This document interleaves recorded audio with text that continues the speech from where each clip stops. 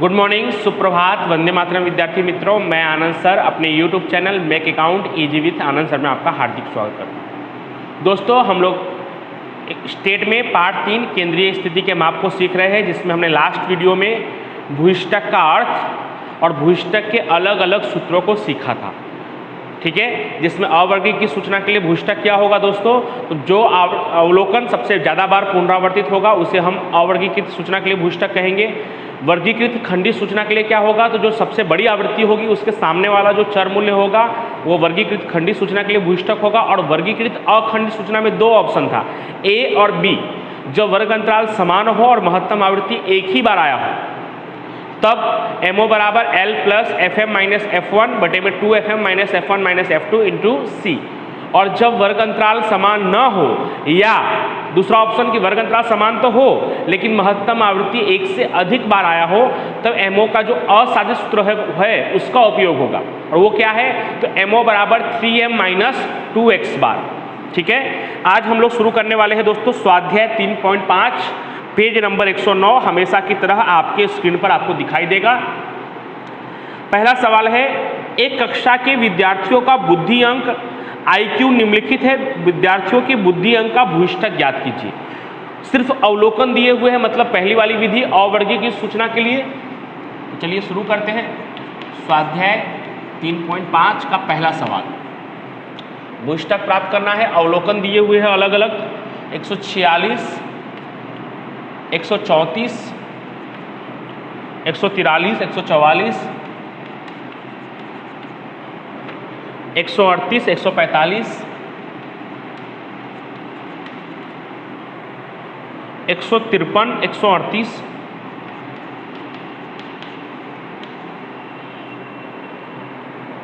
वापस 138, 146, 140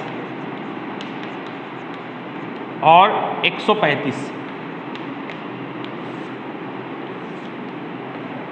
चलिए ध्यान से आप देखेंगे तो आपको पता चलेगा कि ये जो अवलोकन दिए हुए हैं इसमें कौन सा अवलोकन सबसे ज़्यादा बार आया हुआ है। तो अगर आप इसको ध्यान से देखेंगे तो आपको अच्छी तरह से मालूम पड़ जाएगा कि 138 जो है वो सबसे ज़्यादा 3 बार आया हुआ है। आप चेक कर सकते हैं, 138 एक बार, 2 बार और 3 बार।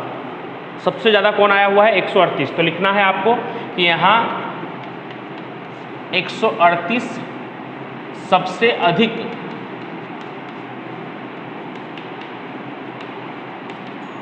तीन बार पुनरावर्तित हुआ है या आया हुआ है, 3 बार आया है, इसलिए MO बराबर 138। क्या बताया था आपको कि जो अवलोकन सबसे अधिक बार पुनरावर्तित हुआ हो उसी अवलोकन के मूल्य को हम भूयिष्ठक कहते हैं। तो 138 3 बार आया हुआ था, इसलिए उसे हम क्या कहेंगे दोस्तों, भूयिष्ठक कहेंगे। चलिए दूसरा प्रश्न,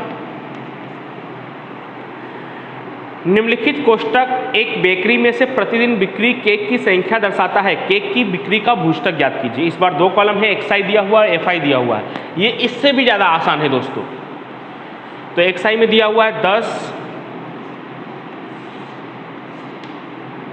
जैसा कॉलम बना है वैसा ही बना देते हैं क्योंकि हमें कोई एक्स्ट्रा कॉलम बनाने की ज़रूरत नहीं है, तो सीधा ही बना देते हैं। XI FI, XI में 10, 12, 13, 16, 10, 12, 13, 16, 17 और 18। FI में 5, 9, 25, 16, 10, 7। आप सवाल लिखते लिखते ही आपको मालूम पड़ गया होगा कि सबसे बड़ी आवृत्ति क्या है दोस्तों, 25 है। सबसे बड़ी आवृत्ति क्या है, 25 है। तो 25 के सामने वाला XI क्या है, 13। तो यहाँ पे क्या आंसर में क्या लिखेंगे हम लोग कि यहाँ महत्तम आवृत्ति, क्योंकि आपको वर्गीकृत खंडित सूचना के लिए मैंने क्या सूत्र लिखवाया था कि महत्तम आवृत्ति वाला चर मूल्य, महत्तम आवृत्ति MO नहीं कहलाएगा, महत्तम आवृत्ति वाला चर मूल्य जो सबसे बड़ी आवृत्ति होगा उसके सामने वाला XI। तो महत्तम आवृत्ति 25 है, जिसका चर मूल्य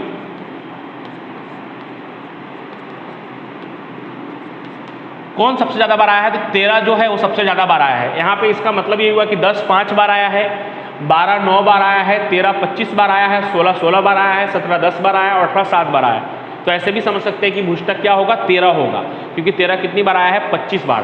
तो सबसे महत्तम आवृत्ति दोस्तों 25 है और 25 के सामने वाला जो xi है उसका चर मूल्य कितना है? 13 है, इसलिए MO बराबर 13।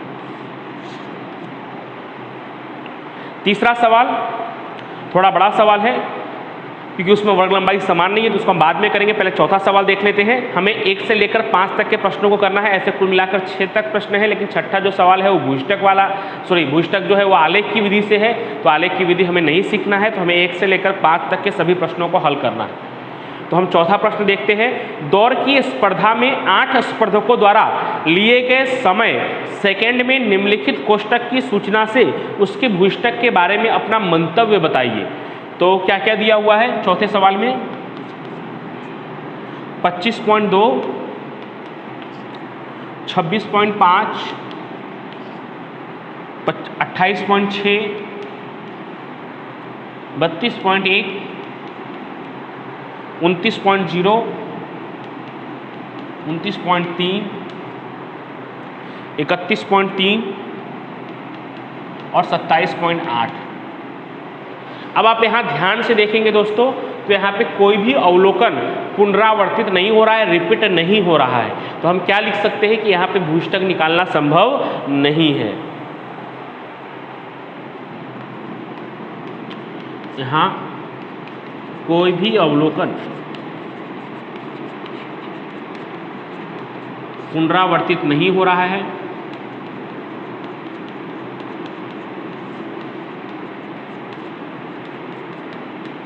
इसलिए भूष्टक निकालना संभव नहीं है। या तो आप ऐसा लिख सकते हैं कि MO बराबर 0। जब भूष्टक निकालना संभव नहीं है तो MO का मान क्या होगा? 0 होगा। ठीक है, क्योंकि कोई भी अवलोकन क्या हुआ है? रिपीट नहीं हुआ है। बीच में दोस्तों हमें पता है कि हमारा तीसरा सवाल हमें बाकी है, लेकिन तीसरा सवाल ध्यान से आप देखेंगे तो उसमें वर्ग लंबाई जो है 50 से 60, 60 से 65, 65 से 70, यानी पहले 10 का है, फिर 5 का है, फिर 5 का है, फिर 15 का है, ऐसे वर्ग लंबाई, यानी वर्ग लंबाई असमान है तो असाधित सूत्र का उपयोग होगा। उसमें काफ़ी कॉलम बनाने होंगे, जिसको हम अगले वीडियो में देखेंगे। अभी फिलहाल हम 5वां सवाल देख लेते हैं, तो सिर्फ हमारा एक तीसरा सवाल ही बाकी रहेगा, वो हम पूरा कर लेंगे तो ये पाठ हमारा पूरा हो जाएगा। तो कल ये हमारा पाठ पूरा हो जाएगा। उसके बाद हम पाठ 1 जो थियरी वाला चैप्टर है सूचनाओं का एकत्रीकरण, वो भी हम 2 से 3 वीडियो में पूरा कर लेंगे। तो पाठ 5वां प्रश्न हम देखते हैं। एकत्रित किए गए 86 सेव के वजन की सूचना के कोष्टक पर से सेव के वजन का भूष्टक ज्ञात कीजिए। वर्ग दिया हुआ है 120 से 130, 130 से 140, 140 से 150, 150 से 160, 160 से 170, 170 से 180 और 180 से 190। अब ध्यान से देखेंगे तो वर्ग लंबाई क्या है? समान है। आवृत्ति महत्तम आवृत्ति 23 है, जो एक ही बार आया है, रिपीट नहीं हुआ है, इसलिए हम सिंपल सूत्र का उपयोग कर सकते हैं। तो क्वेश्चन नंबर 5, वर्ग और FI।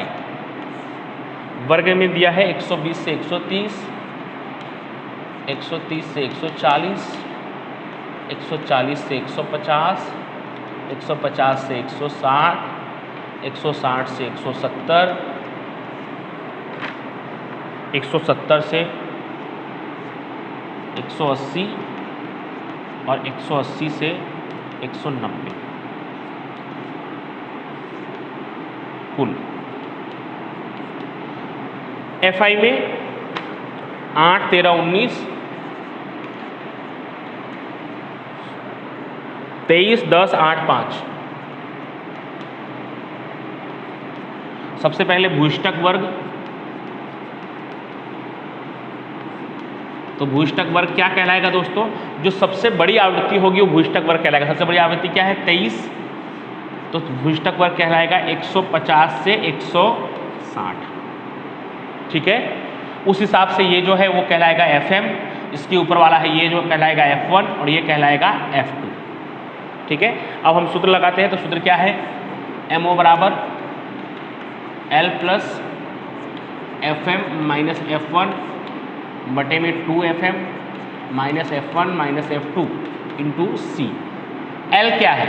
तो भूष्टक वर्ग की अधः सीमा बिंदु, भूष्टक वर्ग क्या मिला है 150 से 160, तो उसका अधः सीमा क्या है 150, तो 150 प्लस FM का मतलब मैक्सिमम फ्रीक्वेंसी, सबसे बड़ी आवृत्ति, सबसे बड़ी आवृत्ति क्या है 23, मैंने लिख कर भी रख दिया है FM 23 माइनस F1 उसके ऊपर वाला 19 बटे में 2FM यानी 2 गुणे 23 माइनस F1 माइनस F2, तो माइनस F1 कितना 19 और F2 कितना 10, तो माइनस 19 माइनस 10 और C वर्ग लंबाई कितने कितने का है 10 का, तो वर्ग लंबाई 10। अब 150 प्लस 23 में से 19 घटाएंगे 4, 23 दूनी 46, 19 और 10 जुड़ जाएगा क्योंकि माइनस माइनस प्लस होता है, चिन्ह माइनस का ही रहेगा लेकिन जुड़ जाएगा, 19 और 10 29 गुणे 10, तो 150 प्लस 4 दाम में 40 बटे में 46 में से 29 घटाएंगे तो 17, 150 प्लस 40 भागे 17 करेंगे दोस्तों, तो मैं कैलकुलेटर पे कर ले रहा हूँ, 40 भागे 17 करेंगे तो 2.35, तो इस तरह से MO बराबर 152.35। XI किस में दिया हुआ है तो ग्राम में दिया है, तो आप यहाँ पे ग्राम लिख देंगे, तो ये आपका फाइनल आंसर हो जाएगा। तो इसकी प्रैक्टिस करने के लिए आप स्वाध्याय में सेक्शन E का दूसरा प्रश्न कर सकते हैं और उदाहरण में इसकी तरह आप उदाहरण नंबर 34 कर सकते हैं, तो 33 और 34, उदाहरण नंबर 33-34 कर सकते हैं और सेक्शन E में दूसरा प्रश्न कर सकते हैं। कौन कौन सा मैं फिर से रिपीट कर रहा हूँ, इसकी जैसा आप उदाहरण नंबर 33-34 में यहाँ लिख दे रहा हूँ, उदाहरण नंबर 33-34 कर सकते हैं और सेक्शन E का दूसरा प्रश्न कर सकते हैं जो इसकी तरह ही है, तो आपकी प्रैक्टिस अच्छी तरह से हो जाएगा। अब भूइष्टक में सिर्फ हमारा एक ही विधि बाकी है, जो है कि जब वर्ग लंबाई समान न हो तब क्या करना होगा, तब हमें थोड़ा बड़ा करना होगा, सूत्र उसका छोटा है 3m माइनस 2x बार, लेकिन उसमें हमें x बार भी निकालना पड़ेगा और m भी निकालना पड़ेगा।